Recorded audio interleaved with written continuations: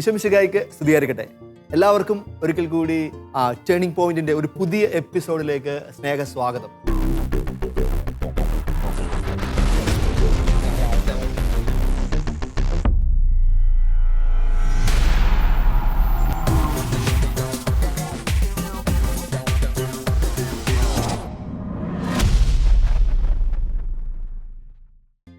ശാലോം ടിവിയുടെ യുവജനങ്ങൾക്ക് വേണ്ടിയുള്ള ഒരു സ്വർഗീയ സമ്മാനം. യുവജനങ്ങളെ അറിയാൻ, അവരുടെ പ്രശ്നങ്ങൾ മനസ്സിലാക്കാൻ, ഈ കാലഘട്ടത്തിൻ്റെ സുവിശേഷം അവർക്ക് മനസ്സിലാകുന്ന ഭാഷയിൽ പ്രഘോഷിക്കുവാനായിട്ടുള്ള ഒരു വേദിയാണ് ഈ ടേണിംഗ് പോയിന്റ്. നമ്മളെ സഹായിക്കാൻ എടുത്തിരിക്കുന്നത് പ്രിയപ്പെട്ട ടിൻഡു സോണി എറണാകുളത്ത് നിന്ന് വരുന്നു. ചേച്ചി ഒരു കൺസൾട്ടൻറ്റ് സൈക്കോളജിസ്റ്റാണ്, സ്കൂളിൽ വർക്ക് ചെയ്യുന്നു. പ്രിയപ്പെട്ട സിൻഡോ പാലക്കാടുകാരനാണ്, BEd പഠിക്കുന്നു. ഒപ്പം ഒരു സൺഡേ സ്കൂൾ ടീച്ചറും ചർച്ചിലൊക്കെ ആക്റ്റീവായ ഒരു യുവാവാണ്. ഇവിടെ ബ്രിസ്റ്റോ മാത്യു സാറ് പാലക്കാട് രൂപതയിൽ പല കാര്യങ്ങളും ഇൻവോൾവ് ആണ്. ഇപ്പോൾ ഒരു കോളേജിൽ പഠിപ്പിക്കുന്നു. ഒരു വളരെ 8 മക്കളൊക്കെ ഉള്ള പ്രോ ലൈഫറും കൂടിയാണ്. പ്രിയപ്പെട്ട സുനിൽ ഏലിയാസ് സാർ ഏഞ്ചസ്വാമിയുടെ ഒരു ശുശ്രൂഷകനാണ്. മക്കൾ കുടുംബമൊക്കെ ആയിട്ട് കൊല്ലത്ത് ഒരു സാറും കൂടിയാണ്, കൊല്ലം കോർപ്പറേറ്റിൽ. എല്ലാവരെയും ഒരിക്കൽ കൂടി ഈ ഒരു പുതിയ എപ്പിസോഡിലേക്ക് സ്വാഗതം ചെയ്തുകൊള്ളുന്നു. വളരെ ഹോട്ടായൊരു ടോപ്പിക്കാണ്, ഒത്തിരി ട്രെൻഡിങ് ആയിക്കൊണ്ട ടോപ്പിക്കാണ്. Nothing else, living together. എന്താണ് ഈ കാലഘട്ടം, ഈ സമൂഹം, നമ്മുടെ യുവജനങ്ങൾ ഇതിനെ എങ്ങനെ നോക്കിക്കാണുന്നു തന്നെ നമുക്ക് ആദ്യം ഒന്ന് കണ്ടു നോക്കാം. ലിവിങ് ടുഗദറിനെയൊക്കെ എങ്ങനെയാണ് കാണുന്നത്? ലിവിങ് ടുഗദർ അതൊക്കെ ഓരോരുത്തർ പഠിച്ചു വരുന്നില്ല. ഇപ്പോഴത്തെ തലമുറയ്ക്ക് അറിയാവുന്ന പോലെ നമ്മുടെ മുൻ തലമുറയ്ക്ക് ഇത് അറിയത്തില്ല. ലിവിങ് ടുഗദർ എന്ന് പറയുമ്പോൾ അവർ വേറെന്താണ് ചിന്തിച്ചു വെച്ചിരിക്കുന്നത്. അപ്പോൾ പേഴ്സണലി എനിക്ക് താല്പര്യം ഇതിനോടില്ല. മനസ്സിലായി, ഇതൊക്കെ ഓരോരുത്തർ പഠിച്ച് വളർന്നു വരുന്നവർക്ക് ഇത് പഠിപ്പിച്ചു കൊടുക്കുന്ന കാര്യങ്ങളൊക്കെ പഠിപ്പിച്ചു കൊടുക്കേണ്ട കാര്യമാണ്. യൂഷ്വലി സൊസൈറ്റിയിൽ ലിവിങ് ടുഗെദർ എന്ന് ഒരാൾ ബ്രേക്കായി കഴിയുമ്പോൾ ലിവിങ് ടുഗെദർ ആയിരുന്നു, മാരേജ് എന്ന് ബ്രേക്ക് ആകുമ്പോൾ ഓക്കെ ഡിവോഴ്സ് ചെയ്തു എന്ന് പറയും. പക്ഷേ ലിവിങ് ടുഗെദർ എത്ര ആൾക്കാരോട് കൂടെ ലിവിങ് ടുഗെദർ ചെയ്തു, അങ്ങനത്തെ സൊസൈറ്റി അങ്ങനെ ക്വസ്റ്റ്യൻസ് ഒക്കെ റേസ് ചെയ്യാറുണ്ടല്ലോ. അങ്ങനെ നോക്കുമ്പോൾ മാരേജാണ് കുറച്ചും കൂടെ ഞാൻ പ്രിഫർ ചെയ്യുന്നത്, മാരേജ് എന്ന് ബ്രേക്ക് ഓഫ് ചെയ്യുന്നത്. ബിക്കോസ് പറഞ്ഞ പോലെ തന്നെ മാരേജിലൊരു എഗ്രിമെൻ്റ് ആണ്. അപ്പം അത് തന്നെ ആയിരിക്കാം ഇപ്പോഴത്തെ യൂത്തിന് അതൊരു പേടിയാണ്. എഗ്രിമെൻ്റ് ആണ്, അത് ഫുൾഫിൽ ചെയ്യാൻ പറ്റുമോ എന്നുള്ളത്. എന്നാൽ ലിവിങ് ടുഗെദറിൽ അത്രയും കോംപ്ലിക്കേറ്റഡ് കേസല്ല. സോ അത് നല്ലൊരു ഒപ്പീനിയനാണ്, നല്ലൊരു സജഷനാണ്. ഇപ്പോഴത്തെ യൂത്തിന് അത് ഒരുപാട് ഉപകാരപ്പെടുന്നുണ്ട്. ലിവിങ് ടുഗെദർ ഒന്നും മോശമായിട്ടുള്ള കാര്യമൊന്നുമല്ല, പക്ഷേ ഒരു ഇൻഡിവിജ്വലിനെ ബേസ് ചെയ്തിരിക്കും, ഓരോരുത്തരുടെ തോട്ട്സ് അനുസരിച്ചിരിക്കും അത്. പിന്നെ മാരിറ്റൽ റിലേഷൻഷിപ്പിൽ എനിക്ക് തോന്നുന്നു കുറച്ചുകൂടെ കമ്മിറ്റ്മെൻറ്റ് കൂടുതലായിരിക്കും. നമ്മുടെ പാർട്ട്ണറോട് നമുക്ക് കുറച്ചുകൂടി കുറച്ചുകൂടി ഓണസ്റ്റ് ആയിരിക്കും നമ്മൾ. പക്ഷെ അതേ സമയത്ത് നമ്മൾ ഒരു ലിവിങ് ടുഗെദറിൽ നമുക്ക് എപ്പം വേണമെങ്കിലും നമുക്ക് ബ്രേക്ക് ചെയ്യാനുള്ള ഒരു ഓപ്ഷൻ ഉള്ളതിൻ്റെ പേരിൽ നമ്മൾ എന്തുമാത്രം അത് ട്രൂത്ത്ഫുൾ ആയിരിക്കും എന്ന് എനിക്ക് അറിഞ്ഞുകൂടാ. സോ ഓരോരുത്തരെ ഡിപ്പെൻഡ് ചെയ്തിരിക്കും. പ്രിയപ്പെട്ടവരെ, ഒരു കഥ പറഞ്ഞു കൊടുക്കാമെന്ന് വിചാരിക്കുന്നു.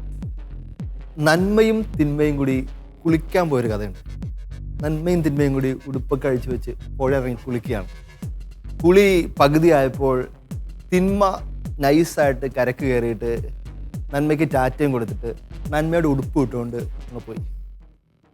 മറ്റേ തിന്മയുടെ ഉടുപ്പ് എടുത്തിടാൻ പറ്റാത്തവൾ നന്മ വെള്ളത്തിൽ തന്നെ ഇരിക്കുകയാണ്. കഥ അവസാനിപ്പിക്കുന്നത് എങ്ങനെയാണ്? നന്മ ഇപ്പോഴും വെള്ളത്തിൽ തന്നെ ഇരിക്കുകയാണ്. തിന്മ ഈ നന്മയുടെ ഉടുപ്പ് ഇട്ടുകൊണ്ട് നാട് മുഴുവൻ കറങ്ങി നടന്ന് ഞാനാണ് നന്മ എന്ന് പറയുകയാണ്. പക്ഷെ ഉള്ളിൽ തിന്മ തന്നെയാണ്. പ്രിയപ്പെട്ടവരെ, ഈ ലിവിങ് ടുഗെദർ എന്ന് പറയുമ്പോൾ നമ്മൾ മുൻപ് ഡിസ്കസ് ചെയ്ത dating, love and love marriage, അതുപോലെ ഇതിൽ നന്മയുണ്ട് തിന്മയുണ്ട്, വീഴാൻ സാധ്യതയുണ്ടെന്ന് പറച്ചിലേ ഇല്ല. ഇത് തിന്മ മാത്രമാണ്, ഇത് തിന്മ മാത്രമാണ്, ഇത് പാപം മാത്രമാണ്. CCC catechism of the Catholic church വളരെ ക്ലിയർ ആയിട്ട് 2350 മുതലുള്ള ഖണ്ഡികൾ കൃത്യമായിട്ട് പറയുന്നുണ്ട്. Cohabitation and union outside marriage, ഒരുമിച്ചുള്ള ജീവിതവും ഒരു ലൈംഗികപരമായ ഇടപെടലുകളും പാപം തന്നെയാണ്, അതിൽ ഒരു തർക്കവും എന്നുള്ളത്.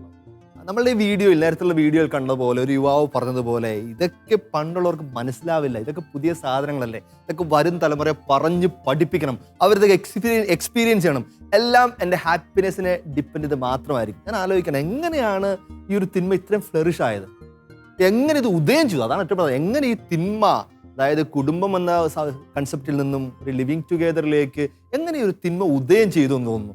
സാറ് നമുക്കൊന്ന് പറഞ്ഞു തുടങ്ങാം, എങ്ങനെയാണ് ഈ തിന്മ ഒന്ന് ഉദയം ചെയ്തെന്നുള്ളത്?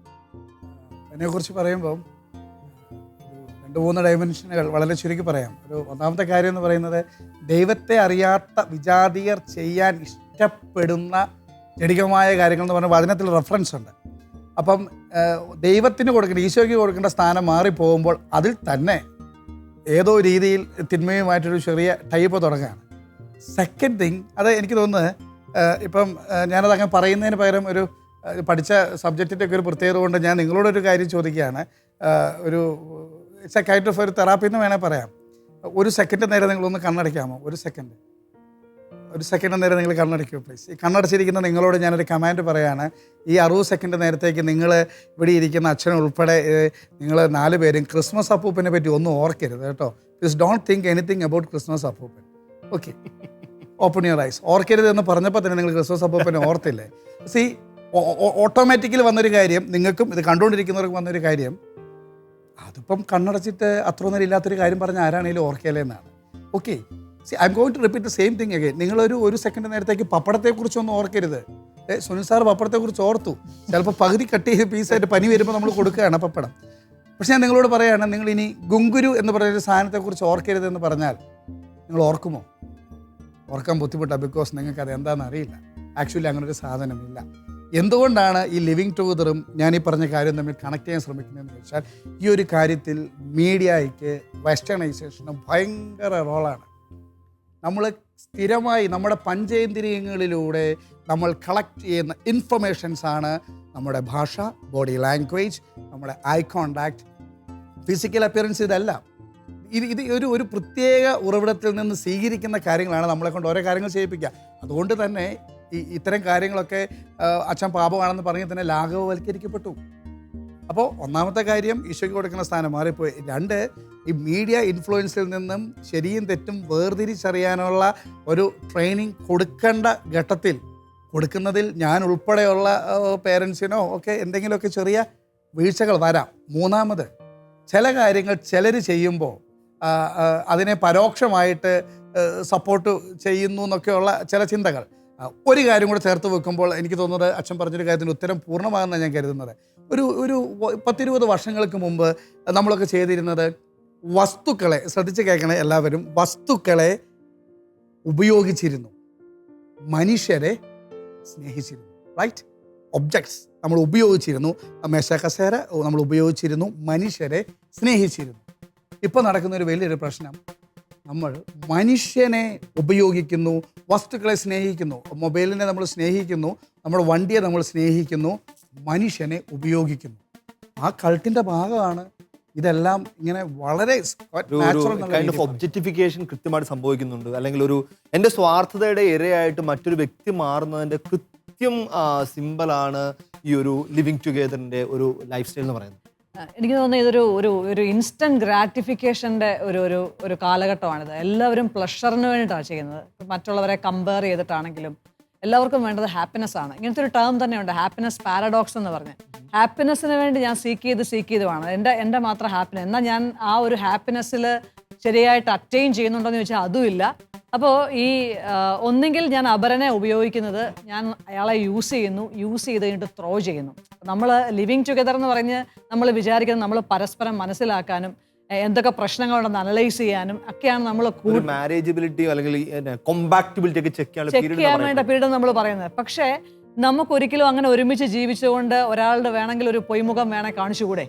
അല്ലെങ്കിൽ ഒരിക്കലും അവർ തമ്മിലുള്ള ഒരു ജീവിതത്തിൽ ഈ പറയുന്ന നമ്മളുടെ ഒരു മാരേജിൻ്റെ സാക്രമെൻറ്റിൻ്റെ ഒക്കെ വിശുദ്ധിയൊക്കെ നഷ്ടപ്പെടാനുള്ള ചാൻസസ് ആർ വെരി ഹൈ. അപ്പോൾ അതുകൊണ്ട് ശരിക്കും പറഞ്ഞാൽ ഈ ഒരു കൾച്ചറാണ് ശരിക്കും പറഞ്ഞാൽ ഈ ലിവിങ് ടുഗദറിൻ്റെ ഒരു അപകടം എന്ന് പറയുന്നത്. കൃത്യമായിട്ട് സാർ പറഞ്ഞ പോലെ ഒരു മീഡിയ അല്ലെങ്കിൽ പല കാരണങ്ങൾ കൊണ്ട് ഈ കാലഘട്ടത്തിൽ പ്രൊജക്ട് ചെയ്യപ്പെട്ട പല ഐഡിയൽസ് ഉണ്ട്. പിന്നെ വേറൊരു കാര്യം എന്ന് പറഞ്ഞാൽ ആർക്കും റെസ്പോൺസിബിലിറ്റി എടുക്കാൻ താല്പര്യമില്ല. അതായത് അവർ കൃത്യമായിട്ട് കൊച്ചുങ്ങൾ നമ്മൾ വീഡിയോയിൽ നേരത്തെ കണ്ടതുപോലെ മറ്റേതാകുമ്പം ഇതിൻ്റെ ഭയങ്കര ലയബിലിറ്റി വരും. ആർക്കും ഒരു റെസ്പോൺസിബിലിറ്റി ഒരിക്കലും ലവ് ആൻഡ് റെസ്പോൺസിബിലിറ്റി ആണ്. ഈ ജോൺ പോൾ സെക്കൻഡ് അങ്ങനെ ഒരു ബുക്ക് തന്നെ ഉണ്ട്. ഈ സ്നേഹത്തിനൊരു റെസ്പോൺസിബിലിറ്റി ഉണ്ട്. റെസ്പോൺസിബിലിറ്റി ഉള്ള ഒരു സംഭവമാണ് ഈ സ്നേഹം എന്ന് പറയുന്നത്. അല്ലാത്ത സ്നേഹത്തിനാണ് ഞാൻ യൂസ് ചെയ്യുന്നു, എനിക്ക് പറ്റുന്നില്ല എന്ന് കാണുമ്പോഴത്തേന് ഞാൻ അങ്ങോട്ട് ത്രോ ചെയ്യുന്നു. അതാണ് ഇൻഡിവിജ്വലിസം എന്നൊരു വിഷയം കൊണ്ട് കറക്റ്റായിട്ട് എന്റെ ഫ്രീഡമാണ് വലുത്. ഇവരുടെ ആരാധകന്മാരല്ലോ ആരാധകന്മാരല്ലേ ആയിക്കോട്ടെ, അതേപോലെ തന്നെ ഈ ബോളിവുഡ് ആക്ടേഴ്സ് ആയിക്കോട്ടെ, അവരൊക്കെ പോകുന്ന കാമുകയും അവരുടെ മക്കളും. ലൈക്ക് അല്ലാതെ അവർ ഭാര്യയല്ല. നമ്മൾ തലക്കെട്ടിൽ കാണും, കാമുകിയും മക്കളും, അല്ലാണ്ട് അവരുടെ ഭാര്യയല്ല. അപ്പൊ അതൊക്കെ ഇവരെ ഇൻഫ്ലുവൻസ് ചെയ്യാം. ഉറപ്പായിട്ടും.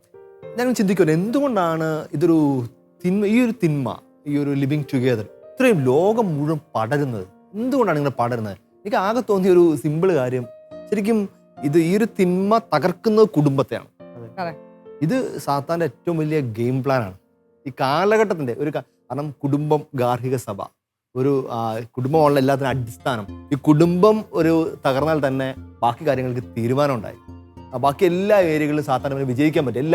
നമ്മുടെ കുടുംബം ഉണ്ടെങ്കിൽ മാത്രമല്ലേ അവിടെ ഒരു ഈവൻ മോറൽ പ്രിൻസിപ്പിൾസും വെർച്യൂസ് പോലും കുടുംബത്തിലാണ് രൂപപ്പെടുന്നത്. അതുപോലെ തന്നെ ഇതിനകത്തുനിന്ന് ഒരുപാട് കുട്ടികൾ അനാഥരായപ്പെടുന്നുണ്ട്. ഒരുപാട് കുട്ടികൾ ഈ പറഞ്ഞ പോലെ അവരുടെ ജീവൻ തന്നെ നഷ്ടപ്പെടുന്ന രീതിയിൽ. ഇപ്പം ഒരു ലിവിങ് ടുഗദർ റിലേഷൻഷിപ്പിൽ പോയ ഒരാളെ സംബന്ധിച്ച് ഒന്നെങ്കിൽ ഒരാൾ അങ്ങിട്ടിട്ട് പോവാന്ന് വെച്ച് കഴിഞ്ഞാൽ ആ കുട്ടിക്ക് അപ്പൻ്റെ അമ്മയുടെയും ഒരുമിച്ച് കിട്ടേണ്ട കാര്യങ്ങൾ അവൻ ഒരിക്കലും കിട്ടാതാവുന്നു. അവൻ്റെ ഒരു മെൻ്റൽ ഹെൽത്തിനെ പറ്റി പോലും നമ്മളൊന്ന് ആലോചിച്ച് നോക്കിക്കഴിഞ്ഞാൽ അവൻ്റെ ഒരു വേഴ്സ് സിനാരിയോ ആയിരിക്കും പിന്നെ അവൻ്റെ ബിഹേവിയറിൽ പോലും അവൻ കാണിക്കാനായിട്ട് തുടങ്ങുന്നത്. അപ്പോൾ ഇങ്ങനത്തെ ചില അപകടങ്ങളും ലിവിങ് ടുഗദറിലുണ്ട്. അതുപോലെ ഈ നേരത്തെ പറഞ്ഞില്ലേ നന്മ തിന്മയുടെ രൂപത്തിൽ വരുന്നു. ആക്ച്വലി ലിവിങ് ടുഗദർ എന്താണ്? വ്യഭിചാരമാണ്. വേറൊരു വാക്കില്ല. അതിനെ നമ്മൾ നല്ലൊരു പോളിഷ്ഡ് വാക്കൊക്കെ ഉപയോഗിച്ച് ഒരു അക്സെപ്റ്റഡ് സംഭവമാക്കി മാറ്റുന്നല്ല ഉള്ളൂ. അതെ. ഈ സാത്താൻ്റെ ഏറ്റവും നല്ല വിജയങ്ങളിലൊന്ന് എനിക്ക് രസകരമായിട്ട് തോന്നിയ കൺസെപ്റ്റ് ആയിരുന്നു. അതെ, സാത്താൻ ഇപ്പോൾ കൊമ്പും വാലും വെച്ചൊന്നും വന്നിട്ട് നമ്മളെ ഒന്നും പേടിപ്പിച്ചൊന്നും കീഴക്കാൻ പോകുന്നില്ല. ഏറ്റവും നല്ല പരിപാടി, ഏറ്റവും നല്ല സ്യൂട്ടൊക്കെ ആയിട്ട്, ഏറ്റവും വെൽ പോളിഷ് സെറ്റപ്പിൽ, ഏറ്റവും ബ്യൂട്ടിഫുൾ ടേംസിലും ടെർമിനോളജിയിലും വന്ന് കീഴക്കുക എന്നുള്ളതാണ് അവൻ്റെ ഏറ്റവും ഈസിയസ്റ്റ് പരിപാടി. നമ്മൾ ചുമ്മാ വീണ് കൊടുക്കും ചെയ്യും.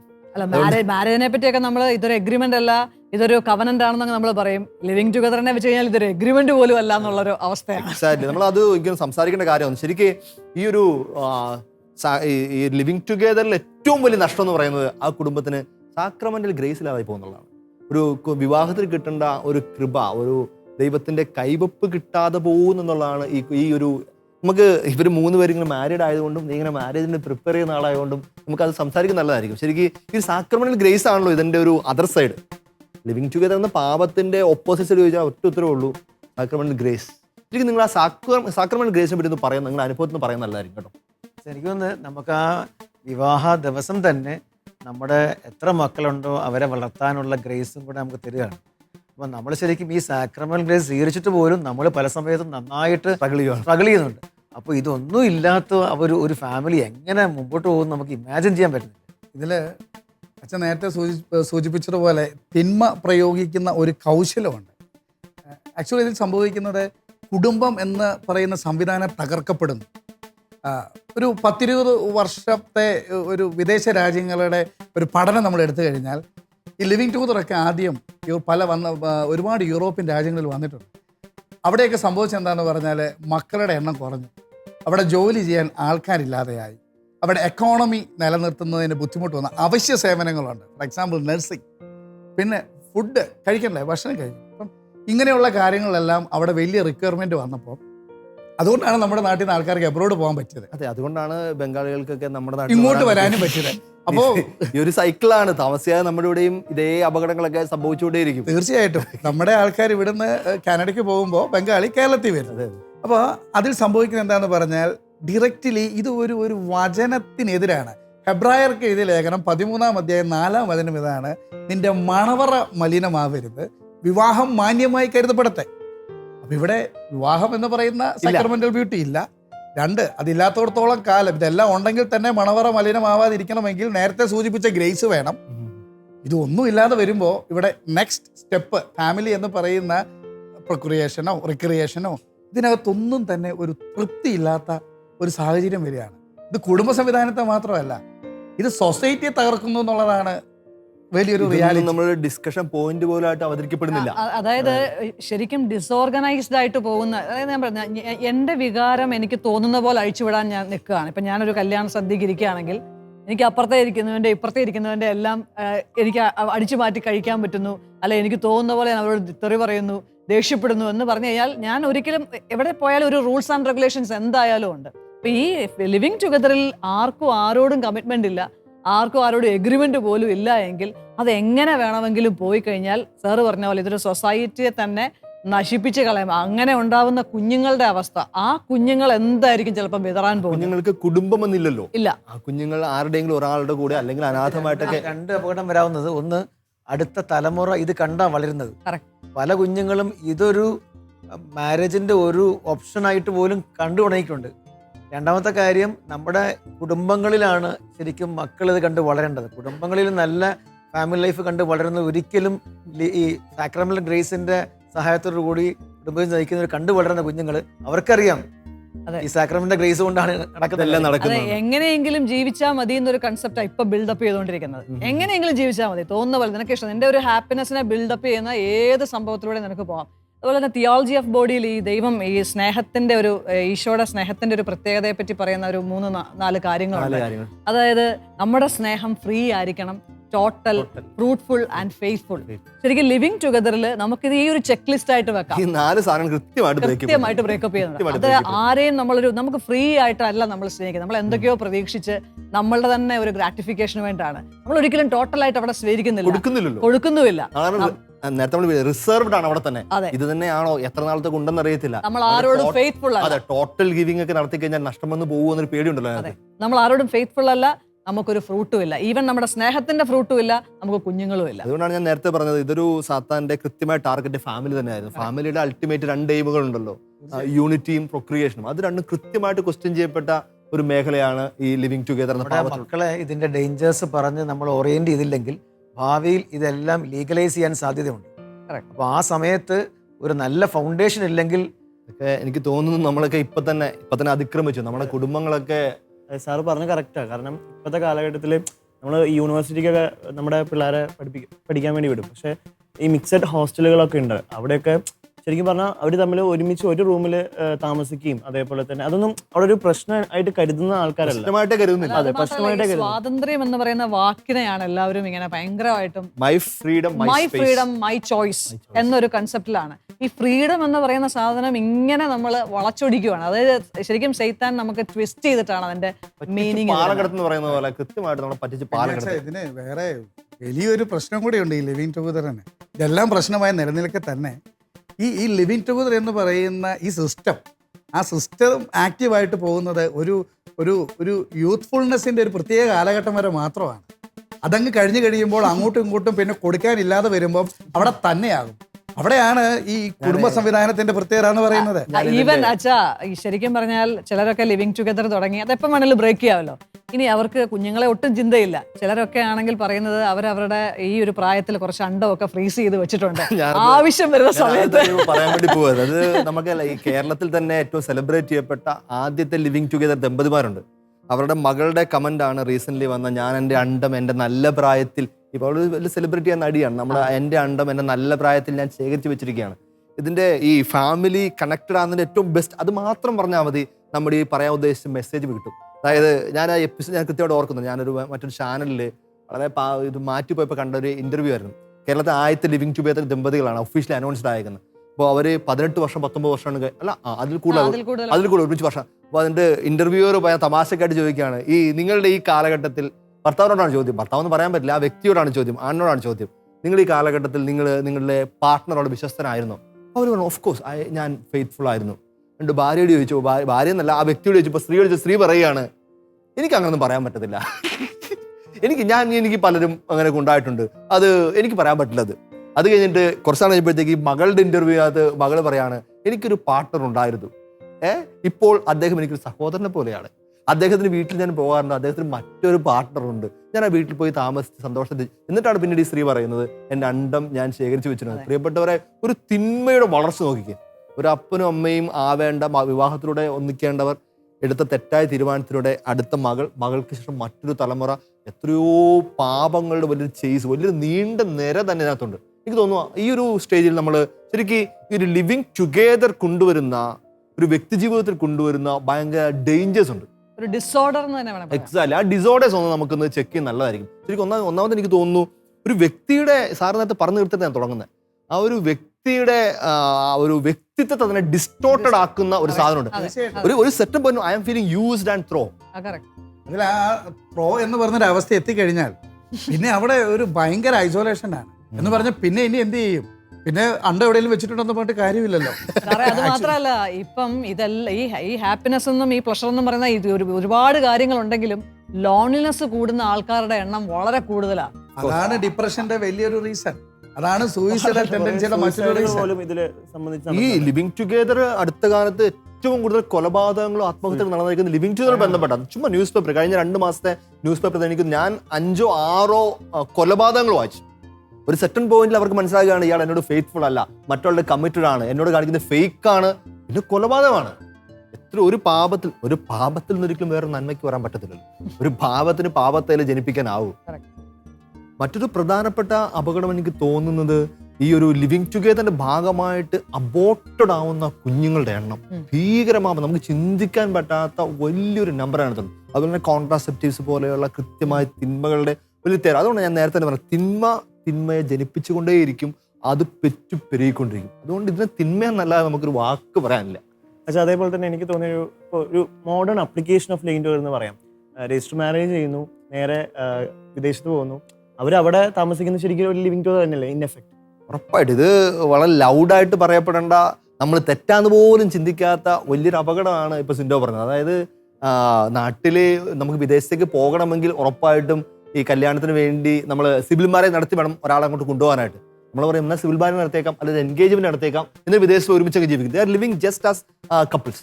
അപ്പോൾ അതുകൊണ്ട് ഒന്നേ പറയാനുള്ളൂ, അത് വ്യഭിചാരം തന്നെയാണ്, ക്ലിയർ ഫോർണിക്കേഷൻ ആണത്. അതിനൊരു ഡൈലൂഷൻ പറയാൻ നമുക്കില്ല, ഒന്നും വെള്ളം ചേർത്ത് പറയാനില്ല. അങ്ങനെയുള്ള നമ്മൾ പറയും ജീവിക്കാൻ വേണ്ടിയല്ലേ, ജീവിക്കാൻ വേണ്ടിയാണ്, തിന്മയിലാണ് ജീവിക്കുന്നതെന്ന് തന്നെ ഉറപ്പായിട്ട് പറയേണ്ടി വരും. നമ്മുടെ സൊസൈറ്റിയിൽ അല്ലെങ്കിൽ ക്യാമ്പസുകളിൽ ഇങ്ങനെയുള്ള അഭിപ്രായങ്ങൾ സ്ട്രോങ് ആയി വരുമ്പോൾ നമ്മൾ നമ്മുടെ ചേർച്ചിൻ്റെ ഭാഗത്തു നിന്ന്, യൂത്തിൻ്റെ ഭാഗത്തു നിന്ന് ഇതിനെ കൗണ്ടർ ചെയ്യാനായിട്ട് നമുക്ക് എന്താ ചെയ്യാൻ പറ്റും?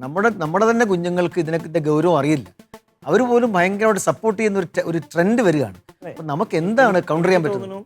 ലൈക്ക് അതിനുകൊണ്ട് ബോധ്യവും കൺവിക്ഷനുള്ള കുറച്ച് യൂത്തുണ്ട്. അവർ ഇതിനെക്കുറിച്ച് സംസാരിക്കണം. അങ്ങനെ സംസാരിച്ചാൽ മാത്രമാണ് ഈ യൂത്തിനെ റിലേറ്റ് ചെയ്യാൻ പറ്റുള്ളൂ. കാരണം ഇത് തെറ്റാണെന്ന് മനസ്സിലാക്കാനും, അല്ലെങ്കിൽ ഇവനിത് പറയുന്നുണ്ടല്ലോ, സംതിങ് എന്തോ ഒരു ശരി അവൻ പറയുന്നതിലുണ്ട് എന്ന് തോന്നുള്ളൂ.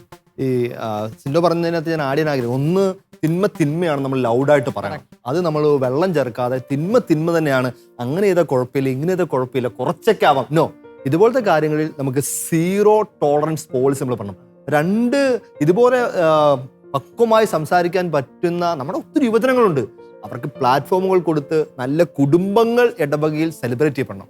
നമ്മളിപ്പോൾ don't take it as A criticism, നമ്മളിങ്ങനെ 2 കുഞ്ഞുങ്ങൾക്ക് 3 കുഞ്ഞുങ്ങൾക്ക് ഉള്ളവർക്കൊക്കെ സഭ ചില സ്കൂളുകളിലൊക്കെ ഇതൊക്കെ കൊടുക്കാറുണ്ടല്ലോ. എന്നാൽ എനിക്ക് തോന്നുന്നു അതൊക്കെ ഭയങ്കര ദാരിദ്ര്യം പിടിച്ച അവസ്ഥയാണെന്ന് തോന്നുന്നു. ശരിക്കും അതല്ല, ഇവരെയൊക്കെ ശരിക്ക് അപ്ലിഫ്റ്റ് ചെയ്യാവുന്ന രീതിയിൽ മുൻപിൽ കാട്ടിക്കൊടുക്കണം. ഇതാണ് കുടുംബം, ഇവരാണ് വിശുദ്ധർ, ഈ കാലഘട്ടത്തിന് വിശുദ്ധ ഇവരാന്നൊക്കെ പറഞ്ഞിട്ട് നമ്മൾ കൃത്യമായിട്ട് സെലിബ്രേറ്റ്. ഞാൻ പണ്ട് വർഷങ്ങൾക്ക് മുമ്പ് ക്രിസ്റ്റീനിൽ പോയപ്പോൾ അന്ന് ഇതുപോലെ വലിയ കുടുംബങ്ങളൊന്നും സെലിബ്രേറ്റ് തുടങ്ങിയിട്ടില്ല. അതായത് 2000-ന്റെ ആരംഭത്തിൽ അന്ന് ഭിത്തി മുഴുവൻ അന്ന് 5 കുഞ്ഞുങ്ങളൊക്കെ അത്ഭുതമായിരുന്നു. നാട്ടിൽ 5 കുഞ്ഞുങ്ങളും 6 കുഞ്ഞുങ്ങളൊക്കെ ഉള്ള നിറച്ച് ഫോട്ടോ ഉണ്ടായിരുന്നു. എനിക്ക് ഭയങ്കര കൗതുകമായിരുന്നു. ഞാൻ പോയി എണ്ണിക്ക് നോക്കുമായിരുന്നു. ശരിക്കും അതൊരു വലിയ വിറ്റ്നസിങ്ങാണ്. ഈ കുടുംബത്തിന്റെ മഹത്വം മനസ്സിലാക്കുന്ന അനേക കാര്യങ്ങൾ ഇടവകയിൽ സെലിബ്രേറ്റ് ചെയ്യപ്പെടണം. 2 തിന്മയാന്ന് ഉറക്കെ പറയണം. 3 ഈ ഇതുകൊണ്ട് ഇതുപോലത്തെയുള്ള ഇമ്മീഡിയറ്റ് ഗ്രാറ്റിഫിക്കേഷൻ വേണ്ടി ചെയ്യുന്ന സന്തോഷം തരുന്ന കാര്യങ്ങൾ ഏർപ്പെട്ടാൽ വരാൻ പോകുന്ന നഷ്ടങ്ങളുടെ ലോകം ഉറപ്പായിട്ടും നമ്മൾ മനസ്സിലാക്കണം.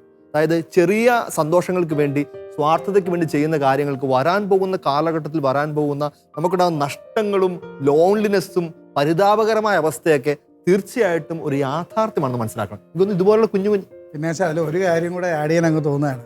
അതായത് ഈ പഴയ നിയമ ചരിത്രം എടുത്താൽ എസ്ര ചെയ്ത ഒരു പരിപാടിയുണ്ട്. ഇസ്രായേൽ ജനത്തെ വിളിച്ചിരുത്തിയിട്ട് വചനം പഠിപ്പിച്ചു, വായിച്ച് കേൾപ്പിച്ചു. എന്ന് പറഞ്ഞാൽ നമ്മൾ ശരിക്കും വചനം ഈശോ ആകയാൽ ഇത് കണ്ണും പൂട്ടിയൊക്കെ അങ്ങ് അനുസരിക്കണം. അതൊരു കുറച്ചിലല്ല. മനുഷ്യരുടെ മുൻപിൽ ഈശോയെ ഏറ്റു പറയുമ്പം അതിന് വലിയൊരു റിവാർഡ് ഉണ്ടെന്ന് പറയുന്ന ഒരു തലം വരണം, അല്ല നിത്യതയെക്കുറിച്ചുള്ള ഒരു കാഴ്ചപ്പാട് വരണം. പിന്നെ മറ്റൊരു വലിയ കാര്യം, നമ്മൾ ഇപ്പം വിശുദ്ധരെ വണങ്ങുന്നുണ്ട്, അല്ലെ വിശുദ്ധരുടെ നൊവേന ചെല്ലുന്നുണ്ട്. പക്ഷേ ആ വിശുദ്ധരുടെയൊക്കെ ജീവിതവും മരണവും ഒക്കെ ശരിക്കും ക്രിസ്തുവിനെ മരിച്ചത്. അപ്പം ഈ ക്രിസ്ത്യൻ ലൈഫ് എന്ന് പറയുന്നതിനകത്ത് ഈ ഒരു ജനറേഷൻ അറ്റ്ലീസ്റ്റ് ഇപ്പം നമ്മളെങ്കിലും ഇത് ലൈഫിലേക്ക് കൊണ്ടുവന്നിട്ട് അങ്ങ് മരിക്കാൻ തയ്യാറായാൽ ഒരു പക്ഷേ ചെറിയൊരു മാറ്റമൊക്കെ ചെറിയ വരുമെന്നാണ് മാറ്റമല്ല, ചെറിയ ചെറിയ സംസാരങ്ങളും ചെറിയ സാക്ഷ്യങ്ങളും മാത്രമേ. ഈ ഇൻസ്റ്റന്റ് ഗ്രാറ്റിഫിക്കേഷൻ എന്നൊക്കെ നമ്മൾ പറയുന്ന ഒരു സംഭവം, നമ്മള് കാത്തലിക്സ് എപ്പോഴും ഒരു കാര്യമുണ്ട്, നമ്മുടെ ജീവിതം ഇവിടെ കൊണ്ട് തീരുന്നതല്ലോ, അതൊരു നിത്യജീവിതം എന്നൊരു നിത്യത ആ ഒരു ലോങ് ടേം ബെനിഫിറ്റും കൂടെ നമുക്ക് കാണാൻ വേണ്ടി പറ്റും. അപ്പൊ ആ വിഷനോടുകൂടി നോക്കി കഴിയുമ്പോൾ ഇതൊരു വളരെ വളരെ വലിയൊരു ചതിക്കുഴിയാണെന്നുള്ളതാണ് നമ്മൾ മനസ്സിലാക്കുന്നത്. പിന്നെ ഈ ന്യൂക്ലിയർ കുടുംബങ്ങൾ ഒരു വലിയ ഫാക്ടറാണ്. നേരത്തെ പറയേണ്ടതായിരുന്നു, ഞാൻ വിട്ടുപോയി. ഒരു ചെറിയ പ്രശ്നം ഉണ്ടാകുമ്പോഴത്തേക്കും അമ്മ മോളോട് വിളിച്ച് പറയാം, മോളെ നീ അങ്ങനെയൊന്നും സഹിക്കട്ടെ, ഇങ്ങ് പോരെ, ഞങ്ങളുണ്ടെന്ന് പറയാം. അപ്പം നേരായ മാർഗം നടന്ന കല്യാണം പോലും ഇവർ രണ്ട് തരത്തിൽ താമസിക്കുമ്പോൾ ഇത് കാണുന്ന പിള്ളേരെ സംബന്ധിച്ചിടത്തോളം ഏതായാലും ഇങ്ങനെയാണ്. ഇനി സിൻഡോ പറഞ്ഞൊരു കാര്യം, അബ്രോഡ് പോകുമ്പോൾ ഇങ്ങനെ ഒരു അഡ്ജസ്റ്റ്മെന്റ് ചെയ്യുന്നു. ശരിക്കും പറഞ്ഞാൽ അങ്ങനെ ഒരു അഡ്ജസ്റ്റ്മെന്റ് ഒരു രജിസ്റ്റർ മാരേജ് നടത്തുന്ന പശ്ചാത്തലത്തിൽ ആ ഒരു ദിവസം കൊണ്ട് തന്നെ ശരിക്കും ഇടവക ദേവാലയത്തിൽ വെച്ചൊരു കല്യാണം നടത്താനുള്ള രീതിയിലേക്ക് നമ്മൾ വളരണം. ഇത് ഒരുപാട് ആൾക്കാരെ വിളിക്കുന്നത് മാത്രമല്ലല്ലോ വിവാഹം എന്ന് പറയുന്നത്. അപ്പം അങ്ങനെയൊക്കെയുള്ള കാഴ്ചപ്പാടുകൾ പ്രോത്സാഹിപ്പിക്കപ്പെടണം. അച്ഛൻ പറഞ്ഞതുപോലെ കുഞ്ഞുങ്ങളുള്ളവരെയൊക്കെ ഇപ്പം പൈസ കൊടുത്തില്ലേലും അവരെ സ്നേഹിക്കണം. നമ്മുടെ സമയം അതിക്രമിച്ചിരിക്കുന്നതുകൊണ്ടും ഇതിനെപ്പറ്റി ഒത്തിരി സംസാരിക്കേണ്ടത് ഉള്ള കാര്യങ്ങളായതുകൊണ്ടും തൽക്കാലം നമുക്ക് ഇവിടെ വൈൻഡപ്പ് ചെയ്യാന്ന് വിചാരിക്കുകയാണ്. ഒരു കഥ പറഞ്ഞു തുടങ്ങിയതുകൊണ്ട് ഒരു അത്ഭുതം, ഒരു സംഭവം പറഞ്ഞ് അവസാനിപ്പിക്കാം. നമ്മുടെ പ്രിയപ്പെട്ട ഫ്രാൻസിസ് പാപ്പയുടെ സംഭവമാണ്. ഫ്രാൻസിസ് പാപ്പ കുറച്ചധികം നാളുകൾക്ക് മുമ്പ് റോമിലുള്ള ലിവിങ് ടുഗെദർ നടത്തുന്ന കുറേ കപ്പിൾസുകൾ വിളിച്ചുകൂട്ടി. എന്നിട്ട് പോപ്പ് ചോദിച്ചു, നിങ്ങൾ എന്തുകൊണ്ടാണ് വിവാഹം കഴിക്കാത്തത്? അപ്പോൾ അത് വളരെ സ്മാർട്ടായ ചെറുപ്പക്കാരും ഒക്കെ പറഞ്ഞു, പാപ്പ അതൊക്കെ ഭയങ്കര കഷ്ടപ്പാടാണ്, കുറച്ചാൾ കഴിഞ്ഞാൽ നിങ്ങൾ ഞങ്ങൾക്ക് സഭയിൽ നിന്ന് ഡിവോഴ്സും തരത്തില്ലല്ലോ, ഈ കോമ്പാക്റ്റ് അല്ല, അഡ്ജസ്റ്റ് ചെയ്യാൻ പറ്റില്ല, നിങ്ങൾക്ക് ഡിവോഴ്സ് തരത്തില്ലല്ലോ. പാപ്പയ്ക്കൊന്നും മറുപടി പറയാനില്ലല്ലോ. അപ്പോൾ അവരെല്ലാവരും ഭയങ്കര കൈയടി ഇതൊക്കെ. പാപ്പ ഇങ്ങനെ ഒന്ന് നിശബ്ദമായിട്ട് പാപ്പ പറഞ്ഞു, നിങ്ങൾ വിചാരിക്കും നിങ്ങളുടെ കഴിവ് കൊണ്ടാണ് ഒരാളുടെ വിവാഹ ജീവിതവും മുമ്പോട്ട് പോകുന്നത്. അല്ല, അത് സാക്രമെന്റ് ഗ്രേസ് ആണ്. ഒപ്പം പിതാവ് പറഞ്ഞു കൊടുത്തു, ഒരു 3 കാര്യങ്ങൾ നിങ്ങൾ പ്രാക്ടീസ് ചെയ്യാമെങ്കിൽ നിങ്ങൾക്ക് ഉറപ്പായിട്ടും നിങ്ങളുടെ വിവാഹ ജീവിതം ഈ ബ്രേക്ക് ഇല്ലാതെ ഷോർട്ട് ടൈം കമ്മിറ്റ്മെന്റ് അല്ലാതെ ലോങ് ടൈം കമ്മിറ്റ്മെന്റിൽ പോകാം. പലപ്പോഴും അത് പലയിടത്തായിട്ട് പല രീതിയിൽ പറഞ്ഞിട്ടുണ്ടായിരിക്കും. 3 magical words. 1 sorry, 2 thank you, 3 please അല്ലെങ്കിൽ എക്സ്ക്യൂസ് മീ. ഇത് 3 ഡിനോട്ട് ചെയ്യുന്നതെന്ന് അറിയാമോ? കുടുംബജീവിതത്തിന്റെ അടിസ്ഥാന കാര്യങ്ങളാണ്. ഞാൻ എളിമപ്പെടുക, അഡ്ജസ്റ്റ് ചെയ്യുക, ക്ഷമിക്കുക, വിട്ടുകൊടുക്കുക, നന്ദിയോടെ ജീവിക്കാൻ. ഇത് പറ്റാത്തത് കൊണ്ടാണ് നമ്മൾ താൽക്കാലിക സെറ്റിൽമെന്റ് ശ്രമിക്കുന്നത്. അതുകൊണ്ട് പാപ്പ പറഞ്ഞതുപോലെ ഈ 3 വാക്കൊക്കെ സമാസമം അരച്ച് 3 നേരമൊക്കെ കഴിച്ചാൽ 4 നേരമൊക്കെ കഴിച്ചു കഴിഞ്ഞാൽ കൃത്യമായിട്ടും കൃപയിൽ ജീവിക്കാൻ പ്ലസ് സാക്രമെന്റ് ഗ്രേസ് ഉണ്ടെങ്കിൽ നമ്മുടെ കുടുംബങ്ങൾ ഇനിയും ഈ ഭൂമിയിൽ ഉണ്ടാവും. ഒത്തിരി ഗാർഹിക സഭ ഒത്തിരി പടർന്ന് ഈ ലോകം മുഴുവൻ ഈശോയെ അറിയും. നമുക്ക് ആ ഒരു വലിയ കൃപയ്ക്ക് വേണ്ടി നിമിഷം പ്രാർത്ഥിക്കാം. കർത്താവായ ഈശോയെ, ഞങ്ങളൊന്ന് ചേർന്ന് തിരുഹൃദയത്തിന് മുമ്പിൽ ഞങ്ങളുടെ ഈ ലോകത്തെ, ഈ തലമുറയൊക്കെ സമർപ്പിച്ച് പ്രാർത്ഥിക്കുന്നു. ഈ ലോകത്തിൻ്റെ ഫിലോസഫികളൊക്കെ, ഈ ലോകത്തിൻ്റെ ട്രെൻഡുകളൊക്കെ ഞങ്ങളുടെ തലമുറയെ വല്ലാതെ വീഴ്ത്തുമ്പോൾ, നമ്മുടെ അതിൻ്റെ സുവിശേഷവും തിരുസഭയൊക്കെ ഔട്ട്ഡേറ്റഡ് ആണെന്ന് ഈ ലോകം ചിന്തിക്കുമ്പോൾ, അൾട്ടിമേറ്റ്ലി നിത്യതയിൽ നിലനിൽക്കാൻ പോകുന്നത് ഈ സത്യങ്ങൾ മാത്രമാണ് ഞങ്ങൾ മനസ്സിലാക്കുന്നു. തമ്പുരാനത് മനസ്സിലാക്കാൻ ഈ ലോകത്തിന്, തമ്പുരാനെ യുവജനങ്ങൾക്ക് വലിയ തുറവി കൊടുക്കണമേ. ഇപ്പം എനിക്ക് കിട്ടുന്ന സന്തോഷവും തൊട്ടടുത്ത് കിട്ടുന്ന ആനന്ദവും അല്ല, അതിനൊക്കെ അപ്പുറം നിലനിൽക്കുന്ന ബന്ധങ്ങളും നിത്യതയിലേക്ക് പോകുന്ന ബന്ധങ്ങളും അത് കർത്താവിൻ്റെ നിത്യകൂടാരത്തിൽ നിന്ന് എത്തിക്കുമെന്ന ഒരു ഉറപ്പുമാണ് വേണ്ടത്. കർത്താവെ, ഈ പാപത്തിൽ ജീവിക്കുന്ന എല്ലാ മക്കളെയും നിന്റെ കരങ്ങളിലേക്ക് സമർപ്പിക്കുന്നു. ഈശോയെ, അവരെയും തള്ളിക്കളയരുതേ. നീ 99 ആടുകളെ മാറ്റി നിർത്തിയിട്ട് ഒന്നിനെ അന്വേഷിച്ചു പോയ ദൈവമാണല്ലോ. തമ്പുരാനെ, ഈ വഴിതെറ്റിപ്പോയ, ഇടറിപ്പോയ, വീണുപോയ ഞങ്ങളുടെ സഹോദരങ്ങളെ തമ്പുരാനെ നിന്റെ കരുണയാൽ കൂട്ടിക്കൊണ്ടു വരണമേ. അവരുടെ ഹൃദയങ്ങളെ തുറപ്പിക്കണം. ഞങ്ങൾ ഒന്നു ചേർന്ന് പ്രാർത്ഥിക്കുന്നു. തമ്പുരാനെ, ഇത് സ്വർഗത്തിൽ നിന്ന് കിട്ടിയാലല്ലാതെ അവർക്ക് മനസ്സിലാവില്ല. പരിശുദ്ധാത്മാവിന്റെ വെട്ടം കിട്ടിയാലല്ലാതെ സാക്രമെന്റൽ ഗ്രേസ് എന്താണെന്ന് അവർക്ക് മനസ്സിലാവില്ല. വിശുദ്ധി എന്താണെന്ന് ഈ തലമുറയ്ക്ക് മനസ്സിലാവില്ല. കർത്താവേ, സ്വർഗത്തിന്റെ വലിയ കിരണങ്ങൾ, പരിശുദ്ധാത്മാവിന്റെ ശക്തി, നീ പറയുന്ന സഹായകൻ ഞങ്ങൾ പ്രാർത്ഥിക്കുമ്പോൾ തന്നെ കാറ്റായി, തഴുകലായി യുവജനങ്ങൾ ഹൃദയത്തിലേക്ക് പോട്ടെ. വിവാഹപ്രായം എത്തി നിൽക്കുന്ന മനസ്സിലേക്ക് പോട്ടെ. ഈ പാപത്തിൽ ജീവിക്കുന്നവരിടയിലേക്ക് പോട്ടെ. തമ്പുരാനെ, സാത്താന്റെ തന്ത്രങ്ങളെയും പ്രലോഭനങ്ങളെയും തിരിച്ചറിയാനും അതിനെ തകർക്കാനുള്ള വലിയ ശക്തി ഈ നിമിഷം ഈ യുവതലമുറയ്ക്ക് ലഭിക്കട്ടെ. പാപത്തിൽ മാറാനായിട്ട് അവരുടെ ഹൃദയങ്ങൾ ഈ നിമിഷം തന്നെ തീരുമാനമെടുക്കട്ടെ. ശക്തമായ തീരുമാനത്താൽ തമ്പുരാൻ അനേകര് നിന്റെ ദേവാലയത്തിലേക്ക് തിരിച്ചു വന്ന് വിവാഹം എന്ന കൂദാശയിലൂടെ ഒന്നു ചേർന്ന് വിശുദ്ധമായി ജീവിക്കുന്ന, വിശുദ്ധ തലമുറയെ ജനിപ്പിക്കുന്ന വലിയൊരു അത്ഭുതം ഞങ്ങൾ മുമ്പിൽ കണ്ടുകൊണ്ടെന്ന് പ്രാർത്ഥിക്കുന്നു. സ്വർഗമേ, സകല വിശുദ്ധരെ, മാലാഖമാരെ, പ്രത്യേകിച്ച് വിശുദ്ധ ഔസേപ്പ് പിതാവേ, പരിശുദ്ധ കന്യകാ മറിയമേ, വിശുദ്ധരായ ദമ്പതികളെ ഈ ഒരു കൃപയ്ക്ക് വേണ്ടി, ഞങ്ങളുടെ തലമുറയ്ക്ക് വേണ്ടി ഈ നിമിഷം പ്രാർത്ഥിക്കണമേ. നമ്മുടെ കർത്താവ് ഈശോ മിശിഹായുടെ കൃപയും പിതാവായ ദൈവത്തിന്റെ സ്നേഹവും പരിശുദ്ധാത്മാവിന്റെ സഹവാസം ഉണ്ടാകട്ടെ ഇപ്പോഴും എപ്പോഴും എന്നേക്കും. ശമിശിഹായ്ക്ക് സ്തുതിയായിരിക്കട്ടെ. ചലം ടിവിയുടെ ഒരു youth special program turning point